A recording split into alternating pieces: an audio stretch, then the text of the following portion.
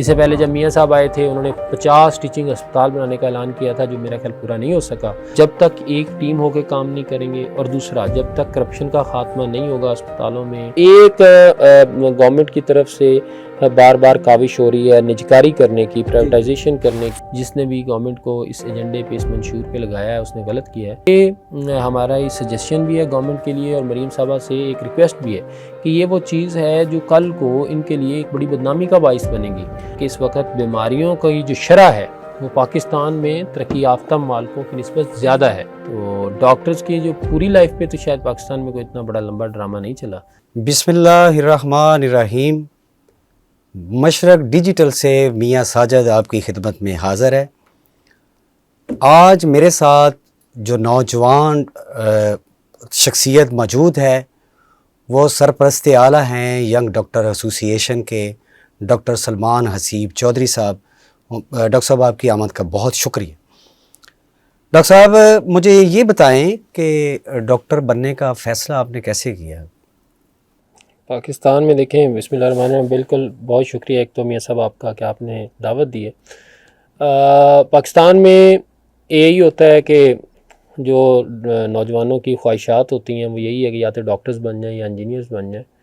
تو بس بچپن سے خواہش تھی کہ ڈاکٹر بنے، اور میرا خیال ہے کہ اچھا فیصلہ تھا، اور اللہ تعالیٰ نے استطاعت بھی دی، پڑھنے کی ہمت بھی دی، تو ٹھیک ہو گیا فیصلہ۔ اور ڈاکٹر صاحب آپ کا کہاں، کس علاقے سے، پنجاب کے کس علاقے سے آپ کا تعلق ہے؟ میں سر بہاول نگر سے بلانگ کرتا ہوں، ڈسٹرکٹ بہاول نگر، تحصیل فورٹ عباس، لیکن گزشتہ کو 10 سال سے یا اس سے زیادہ سے لاہور میں ہی مقیم ہوں۔ اور ینگ ڈاکٹر ایسوسی ایشن سے آپ کیسے وابستہ ہوئے، اور پھر اس کے کیسے سرپرست اعلیٰ بنے؟ کیا مشکلات آئیں؟ یہ کیسے آپ نے فیصلہ کیا؟ یہ ایک لمبی سٹوری ہے جی۔ جب میں اسٹوڈنٹ لائف میں تھا، even my college days, pre medical school, I was an activist. پھر جب ہم نے میڈیکل اسکول جوائن کیا، تب بھی جو ینگ ڈاکٹرز ایسوسی ایشن کی بنیاد انہی دنوں میں رکھی گئی تھی۔ تو ہم جو ہے اپنی اسٹوڈنٹ لائف میں ہی اس کے پہلے جو اول ممبران تھے یا ایسوسیٹ ممبران تھے ان میں شامل تھے، اور پھر میڈیکل اسکول میں ہی ہم نے جو ینگ ڈاکٹرز کے لیے، مریضوں کے لیے جو ایک اپنی آواز جو ہم سمجھتے تھے کہ بہتری کی ہے اٹھانے کی بھرپور کوشش کی۔ اس کے بعد جب میں نے MBBS کر لیا اور اسپیشلائزیشن کے لیے پھر سروسز اسپتال میں ہی میرٹ بن گیا، تو یہاں پہ آ گئے۔ تو اگین اس وقت جو حالات تھے ڈاکٹروں کے، جو مریضوں کے، جو ہسپتالوں کے، تو ان کا تقاضا تھا کہ ان کے لیے آواز اٹھائی جائے، بولا جائے۔ تو ہم نے جو صحیح سمجھا اس پر آواز بھی اٹھائی، اور اس وقت مریضوں کے جو ہسپتالوں میں حالات تھے اب سے بہت بدتر تھے۔ اب بھی کوئی اتنے اچھے نہیں ہیں، تو اس یہی وجہ ہے کہ اب بھی آواز ہم بلند کیے ہوئے ہیں، لیکن اس وقت بدترین صورتحال تھی ڈاکٹرز کی۔ ینگ ڈاکٹرز کی جو تنخواہیں تھیں وہ چند ہزار تھیں، تو وہ بڑی ہم نے کوشش کی، نہ صرف تنخواہیں بڑھیں، مریضوں کی علاج معالجے کی سہولیات کا جو ایشو تھا، سب سے پہلے ہمارا کام ہے میڈیا پہ لانا، تو اس میں میرا خیال ہے کہ ہم نے اپنا ایک بھرپور کردار ادا کیا، اور ہم نے یہ ایک ہمارا جو ایک مشن تھا، ایجنڈا تھا کہ ہیلتھ سسٹم آف پنجاب کو پولیٹیکل پارٹیز کا منشور بنانا، تو وہ اس میں ہم کامیاب رہے۔ اب آپ کے سامنے جو بھی پولیٹیکل پارٹی آتی ہے وہ ہسپتالوں پہ سیاست کرنے کی کوشش کرتی ہے، یا پھر اس کی یہی خواہش ہوتی ہے کہ وہ ہسپتالوں میں جا کے اپنی پرفارمنس لوگوں کو دکھا سکے۔ تو یہ جو پولیٹیکل پارٹیز کے ایجنڈے پہ نمبر 1 منشور پہ محکمہ صحت کو لانا ہے، اس کا سہرا ینگ ڈاکٹرز ایسوسی ایشن پنجاب کو جاتا ہے، کیونکہ انہوں نے جو ہسپتالوں کے حالات تھے اس تک میڈیا کی رسائی بھی دی، لوگوں تک حالات بھی پہنچائے، اور آج پہلے سے حالات بہت بہتر ہیں۔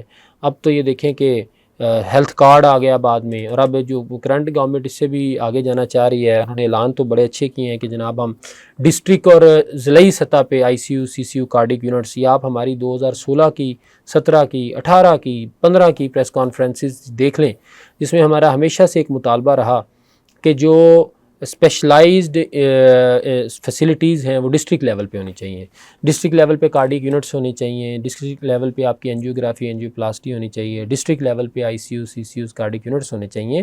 آپ صرف YouTube پہ دیکھیں کہ 2016 سے ہم آواز بلند کرتے آ رہے ہیں، تو اس گورنمنٹ نے بھی اب یہ اعلان کیا۔ اس سے پہلے جب میاں صاحب آئے تھے انہوں نے 50 ٹیچنگ اسپتال بنانے کا اعلان کیا تھا، جو میرا خیال پورا نہیں ہو سکا، لیکن ہمیں امید ہے کہ یہ گورنمنٹ جو ہے یہ اپنا وعدہ پورا کرے گی۔ اس سے پہلے جو پچھلی گورنمنٹ تھی اس نے ہیلتھ کارڈ جو شروع کیا، اس کی سب سے بڑی وجہ یہ تھی کہ ہم نے جو مریضوں کا ہسپتالوں پہ رش تھا اس کو نہ صرف پنجاب میں، KP میں، کراچی میں، ہر جگہ मीडिया के तवस्सुत से लोगों तक पहुंचाने की कोशिश की, तो उससे भी बड़े फ़ायदे हुए। अब ये गवर्नमेंट जो इस वक्त, मरीम साहबा आप देखें कि आज भी मेयो अस्पताल में गई हुई थी, तो गवर्नमेंट्स इस वक्त बहुत ज़्यादा अस्पतालों को संजीदा लेती हैं, और ख़ुसूसी तौर पे मरीम साहबा के जो बहुत सारे यंग डॉक्टर्स को उनके तरीक़ाकार से इख्तलाफ है, जो कि जायज़ है।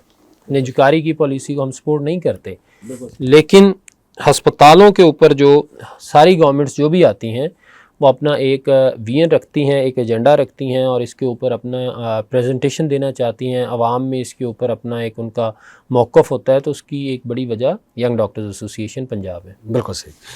तो मुझे ये बताएं डॉक्टर साहब कि सेहत आमा के मसाइल के हवाले से आपने ज़िक्र किया, सरकारी अस्पतालों में यंग डॉक्टर्स को चैलेंजेस क्या हैं और आप इनको फेस भी करते हैं, नुमाइंदगी भी करते हैं?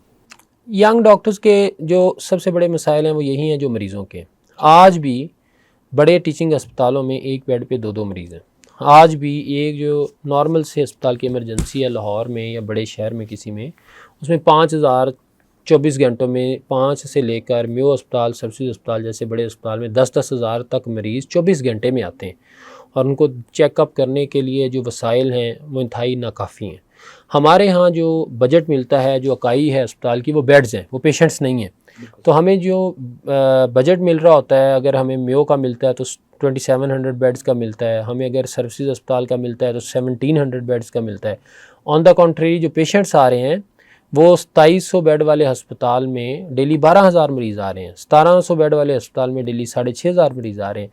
तो दो चीज़ें, एक तो ये मैं बयान करता चलूँ कि ये लोगों का डॉक्टरों पर एतमाद है, जिसको गवर्नमेंट्स जो हैं बड़ा गलत पेश करती हैं कि शायद सहूलतें नहीं हैं, ये नहीं है, जो डॉक्टरों के पार्ट पे, डॉक्टरों के पार्ट पे चीज़ें पूरे होने का बहुत बड़ा सबूत ये है कि बेड की कैपेसिटी से 10 टाइम ज़्यादा पेशेंट आ रहे हैं। लेकिन हुकूमत की तरफ से जितनी भी आई हैं रिपीटेडली गवर्नमेंट्स, उनकी तरफ से काविशें तो की गई हैं, लेकिन अभी तक वो पूरी नहीं हो सकी।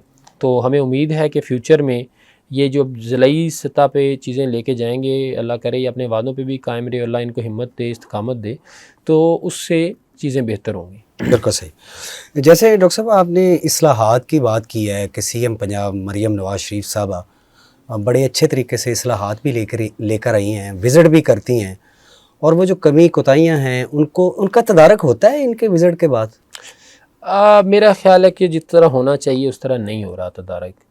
उस तरह जिस तरह मरियम साहबा के सोशल मीडिया पे या मेन स्ट्रीम मीडिया पे गवर्नमेंट के, नॉट ओनली मरियम साहबा, जो गवर्नमेंट की क्लेम्स आ रहे हैं, उस तरह उस हद तक मेहनत शायद हो भी रही है तो नताइज नहीं आ रहे। और उसकी एक वजह ये है कि जो हेल्थ के अमले हैं वो गवर्नमेंट से थोड़े से नाराज़ हैं।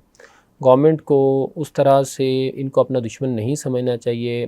मरियम साहबा और गवर्नमेंट को शायद ये समझा दिया गया है या गलत पोर्ट्रे कर दिया गया है कि ये जो हेल्थ के शोबे हैं ये आपके साथ नहीं हैं। तो जब तक एक टीम होकर काम नहीं करेंगे, और दूसरा जब तक करप्शन का ख़ात्मा नहीं होगा अस्पतालों में, जब तक फेयर सिस्टम नहीं आएगा, और जब तक जो अस्पताल में डॉक्टरों की शदीद कमी है वो पूरी नहीं होती, और सबसे बढ़कर डॉक्टर, नर्सेज, पैरामेडिकल स्टाफ को जब तक जॉब सिक्योरिटी प्रोवाइड नहीं की जाएगी तो लोग उस तरह दिल जमी के साथ काम नहीं करेंगे। तो गवर्नमेंट को ये लगता है कि शायद लोगों को इनसिक्योर रख के, उनको दिहाड़ियों पे, डेली वेजेस पे रख के काम लिया जा सकता है। ये मेरा ख़्याल है जिसने भी गवर्नमेंट को इस एजेंडे पे, इस मंशूर पे लगाया है, उसने गलत किया है। मरियम साहबा को इस पे ज़्यादा ब्रीफिंग लेने की ज़रूरत है। उन्हें देर पा मुस्तकिल पायदार हल के साथ आगे आना चाहिए। डॉक्टर साहब, जैसे ये जो ख़वातीन हैं वो भी आप की एसोसिएशन का हिस्सा हैं, उनके लिए आप क्या इक़दामात करते हैं? चूँकि वो एक सिनफ़ नाज़ुक भी हैं और ख़वातीन भी हैं, तो चूँकि आप तो एक मर्द हैं तो आप तो सारा कुछ फ़ेस करते हैं, चूँकि वो जब आपका कोई एहतजाज होता है तो वो भी आपके शाना बशाना होते हैं, उनके हवाले से आप जो नहीं, सिर्फ एहतजाज ही नहीं, आप अस्पताल में जो 24 घंटे की हमारी शिफ्टें हैं, इमरजेंसीज़ हैं, उसमें वो उतना ही काम करती हैं जितना मेल डॉक्टर्स करते हैं। बल्कि जो सबसे हेक्टिक वार्ड्स हैं हमारे गायनी के, तो वहाँ पे तो 90% ख़वातीन हैं, और वो जितना ज़्यादा वो काम करती हैं शायद ही कोई कर सकता हो। फिर हमारे नर्सिज़ हैं, वो भी 24/7 काम करती हैं। तो ख़वातीन को जो चैलेंजेस का सामना है, नो डाउट वो मेरा ख़्याल है कि मर्दों से ज़्यादा है। تو ایک جو سیف انوائرمنٹ کے اوپر ہے ینگ ڈاکٹرز ایسوسی ایشن کبھی بھی کمپرومائز نہیں کرتی. تو الحمدللہ یہ نہیں ہے کہ کسی بھی اسپتال میں فیمیلز کے لیے جو ہے سیکیور انوائرمنٹ نہ ہو. جہاں جہاں ینگ ڈاکٹرز ایسوسی ایشن موجود ہیں انہوں نے اس چیز کو یقینی بنایا ہے. باقی جو مسائل مردوں کو سامنا کرنا پڑتے ہیں وہ فیمیلز کو بھی کرنا پڑ رہے ہیں، لیکن جو چند ایک چیزیں جس کے اوپر ہم اپنی آواز اٹھا سکتے ہیں وہ اٹھاتے ہیں. چاہے فیمیل ڈے کیئر سینٹرز ہیں بچوں کے، ان کے لیے آواز اٹھاتے ہیں. چاہے ان کے میٹرنٹی لیوز کے ایشو ہیں، اس کے اوپر ہمارا بڑا کلیئر موقف ہے. ویڈ لاک پالیسی کو ہم نے بہت زیادہ اس کے اوپر کام کیا. اور اسی طرح جو ہے سیکیورٹی وہ بڑی ضروری ہے، خصوصی طور پہ لیبر روم گائنی بہت بہتر نہیں ہو سکی، لیکن ینگ ڈاکٹرز ایسوسی ایشن نے ہمیشہ اس کے اوپر آواز اٹھائی ہے. ڈاکٹر صاحب یہ پالیسی اور حکومت کی اگر ہم بات کریں تو ینگ ڈاکٹر ایسوسی ایشن اور حکومت کے تعلقات کیسے ہیں؟ موجودہ دور کی میں بات کر رہا ہوں. کسی بھی دور میں میرا خیال ہے کہ کوئی بہت زیادہ آئیڈیل نہیں رہتے. جو بہت زیادہ لوگ آواز اٹھاتے ہیں وہ پسند بھی نہیں آتے، اور کچھ آواز اٹھانے والے بھی آواز اٹھانے کے طریقہ کار میں بھی ایشو ہو سکتے ہیں، ہم مانتے ہیں. تو لیکن بہتر یہی ہوتا ہے کہ دونوں طرف سے اگر باہمی سمجھ بوجھ کے ساتھ بڑھا جائے. ینگ ڈاکٹرز ایسوسی ایشن بھی جو ہیں یا جتنی بھی تنظیمیں ہیں وہ اپنے آپ کو کوئی پولیٹیکل پارٹی نہ سمجھیں، بلکہ جو ہے وہ ایک بہتری کے لیے ایک تحریک سمجھیں، اور ان کا مقصد یہی ہونا چاہیے کہ جو پازیٹیوٹی ہے اس کے لیے اقدامات کیے جائیں. اور دوسری طرف جو گورنمنٹ ہے اس کو بھی کسی کو اپنا دشمن نہیں سمجھنا چاہیے. تو یہی ایک پرنسپل ہے جس کے اوپر دونوں طرفہ تعلقات بہتر بھی ہو سکتے ہیں اور نظام بھی بہتر ہو سکتا ہے. جو صاحب مجھے یہ بتائیں کہ اگر آپ کو ہیلتھ منسٹری میں پالیسی بنانے کا موقع ملے تو سب سے پہلے آپ کی کیا ترجیح ہوگی؟ میرا خیال یہ ہے کہ یہ بڑی اہم سوال ہے، یہ بڑا ڈسکس کویسچن ہے. یہ اس وقت جو سب سے بڑا مسئلہ ہے وہ ہسپتالوں کی پالیسی میں کنفیوژن ہے. ایک طرف گورنمنٹ یہ کہتی ہے کہ ہم نے اٹانومس کرنا ہے انسٹیٹیوشنز کو، ہم نے جو قانون نافذ کیا ہوا ہے سینٹرل، وہ لاہور کے اسپتالوں کی ضروریات مختلف ہیں، ڈی جی خان کے اسپتالوں کی ضروریات مختلف ہیں، راول پنڈی کے اسپتالوں کی ضروریات مختلف ہیں. تو same law can not govern all the hospitals equally. جب آپ بڑے فورمز پہ جاتے ہیں تو آپ تو بڑی اچھی اچھی تقاریر جو ہمارے بیوروکریٹس ہیں وہ یہی کرتے ہیں کہ ہم نے اٹانومی دے دینی ہے. اور دوسری طرف قانون انہوں نے یہ بنایا ہوا ہے کہ ڈی جی خان کا ایم ایس ایک ہاؤس آفیسر کو کسی وارڈ میں اپنی مرضی سے ہاؤس جاب نہیں دے سکتا. وہ اپنی مرضی سے نمبر آف ہاؤس آفیسرز کسی وارڈ میں زیادہ کم نہیں کر سکتا. وہ اس کو ڈاکٹرز کی کمی کا سامنا وہ اپنی مرضی سے ایک ڈاکٹر نہیں رکھ سکتا. اس کے لیے اسے لاہور سے آ کے ہی آرڈرز کروانے. سب سے پہلے یہ جو کنفیوژن ہے، اس کے بعد آنے والے دنوں میں جو ڈاکٹرز رکھے جا رہے ہیں وہ رکھے جا رہے ہیں ڈیلی ویجز پہ، جو ڈاکٹر رکھے جا رہے ہیں وہ ایڈ-ہاک پہ. اور دوسری طرف کہا یہ جا رہا ہے کہ ہم نے جو اہم پوسٹیں ہیں وہ ایڈ-ہاک اور ڈیلی ویجز کو نہیں دینی، وہ تو ہم نے پرماننٹ ڈاکٹروں کو دینی ہے. تو یہ اس طرح کی کنفیوژن گورنمنٹ کے اپنی صفوں میں ہے. اور گورنمنٹ نہیں، میں سمجھتا ڈپارٹمنٹ کہنا چاہیے. گورنمنٹ تو بڑی کلیئر ہے کہ ہم نے اٹانومی دینی ہے، اور اٹانومی ہی سلیوشن ہو سکتا ہے، لیکن اس میں جاب سیکیورٹی بھی دیں اور اس کی کلیئر باؤنڈریز ڈیفائن کریں.